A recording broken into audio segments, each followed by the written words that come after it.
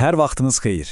Heç fikirləşmisinizmi ki, minillərdir istifadə edilən o bitki məlhəmlərinin arxasında əslində nə qədər dərin bir müdriklik yatır? Gəlin, bugün qədim Fars təbabətinin sirlərinə birlikdə səyahət edək və bu təbii şəfa vasitələrinin əsl mahiyyətini anlayaq. Bax, bu stat əslində bütün yanaşmanı dəyişir, deyilmi? Yəni, ənənəvi təbabət sadəcə bir alternativ deyil, o, müasir tibbin öz kökləridir, bünövrəsidir. Məhz bu baxışla gəlin o kökləri bəsləyən fəlsəfənin nə olduğunu anlamağa çalışaq. Yaxşı, bəs bu qədim təbabətin ürəyi nədir? Hər şeyin mərkəzində nə dayanır? Cavab, mizac adlanan bir konsepsiyadır. Əgər biz bunu anlasaq, əmin olun bitki məlhəmlərinin bütün məntiqi bizim üçün tam aydın olacaq. Bu, sanki bütün sistemin açarıdır. Mizac, yəni bu sadəcə bir söz deyil, əslində bir fəlsəfədir. Təsəvvür edin ki, hər şeyin, sizin, mənim, bir bitkinin özünə məxsus bir daxili təbiəti, bir xarakteri var. Sağlamlıq isə məhz bu daxili təbiətlər arasındakı mükəmməl tarazlıqdan, harmoniyadan asılıdır. Baxın, bu cədvəl hər şeyi necə də aydın göstərir. Təbiətdəki 4 əsas ünsür, od, hava, su və torpaq bizim bədənimizdəki 4 əsas maye ilə birbaşa bağlıdır. Məsələn, od təbiətə necədir? İsti və quru, elə deyilmi? Bu da bədəndə sarı ödə uyğun gəlir. Və ya su, soyuq və nəm. Bu isə bəlğəmə işarə edir. Bütün müalicə məntiqi məhz bu əlaqələr üzərində qurulur. Və işin praktik tərəfi əslində çox sadədir. Məntiq budur, tarazlığı bərpa etmək. Təsəvvür edin, bədəninizdə istilik çoxalıb, deyək ki, qızdırmanız və ya bir iltihab var. Biz nə edirik? Ona qarşı soyuq təbiətli bir bitki istifadə edirik. Məqsəd ziddiyyətlə balansı tapmaqdır. Bu qədər bəsit və məntiqlidir.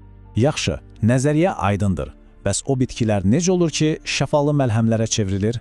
İndi isə gəlin, belə deyək, təbiətin mətbəxinə keçid alaq və hazırlıq proseslərinə birlikdə nəzər salaq.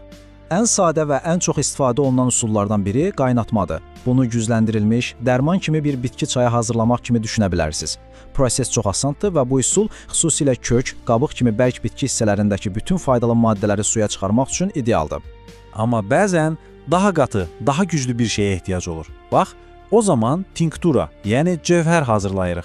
Burada suyun yerini spirt tutur. Niyə? Çünki spirt bitkinin aktiv maddələrini suya nisbətən daha güclü şəkildə özünə çəkir və nəticədə illərlə saxlana bilən çox güclü bir ekstrakt alınır. Yaxşı, bəs hansını seçməliyik? Qaynatma, yoxsa tinktura? Fərq əslində çox aydındır və sizin ehtiyacınızdan asılıdır. Qaynatma su əsaslı olduğu üçün daha yüngüldür, tez istifadə üçündür. Tinktura isə spirt sayəsində həm qat-qat güclüdür, həm də illərlə öz təsirini itirmir. Biri sürətli təsirdir, digəri isə uzun müddətli güc. Təbii ki, bütün müalicələr daxilə qəbul edilmir. Bəzən şəfanı birbaşa problemin üzərinə qoymaq lazımdır. Bax, elə bu zaman yaxma köməyimizə çatır. Bu əslində əzilmiş bitkilərdən hazırlanmış bir pastadır və ağrıyan əzələni sakitləşdirmək və ya dəridəki infeksiyanı çəkib çıxarmaq üçün birbaşa problemin üzərinə qoyulur. Hazırlıq üsullarını artıq bilirik. İndi isə gəlin bu səhnənin əsl ulduzları ilə tanış olaq. Yəni, ən çox istifadə olunan, təsiri sübuta yetirilmiş bir neçə əsas bitkiyə nəzər salaq. Siyahımızın başında kəkliyotu gəlir. Mizacı isti və qurudur. Bu nə deməkdir?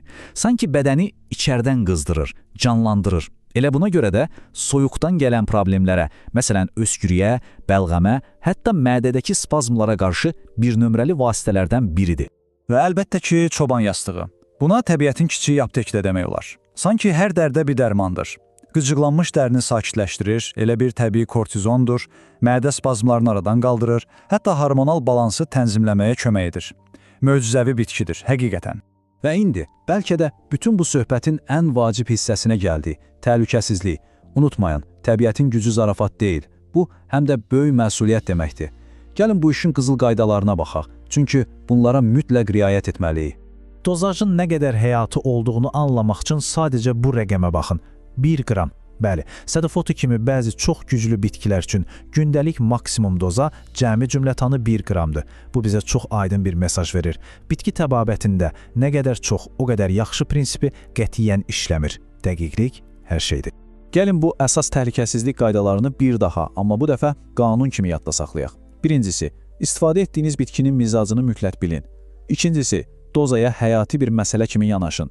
Üçüncüsü, hamiləlik və süd vermə dövründə xüsusilə diqqətli olun. və ən əsası, əgər zərrə qədər şübhəniz varsa, mütləq bir mütəxəssislə danışın. Unutmayın, təbiətə hörmət təhlükəsizliyin özüdür. Və yekun olaraq gəlin bu sual üzərində bir anlıq düşünək. Bütün bu qədim biliklər bizim bugünkü sağlamlıq anlayışımıza, həyat tərzimizə necə təsir edə bilər? Bəlkə də cavab bədənimizə və təbiətə tamamilə fərqli bir gözlə baxmaqda gizlidir. Kim bilir?